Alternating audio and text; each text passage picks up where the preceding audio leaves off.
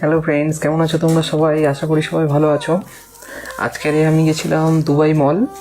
তো ওখানে গিয়ে অ্যাকোরিয়াম আন্ডার ওয়াটার জু, যেটা দুবাই মলের মধ্যে আছে, তো ওর বাইরে থেকে আমি কিছু পিকচার তোমাদের সামনে তুলে ধরেছি।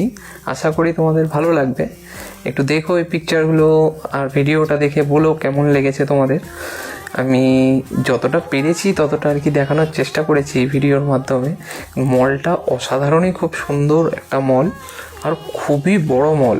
এটা ঘুরতেই প্রায় আমার 1 ঘন্টার উপর লেগে গেছে। তো আশা করি তোমরাও দেখো।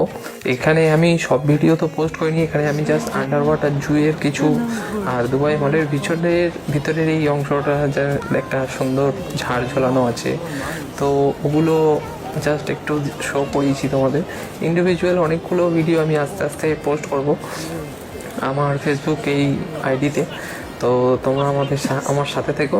আশা করি এই ভিডিওটা তোমার ভালো লাগবে। ভালো লাগলে একটা লাইক করো।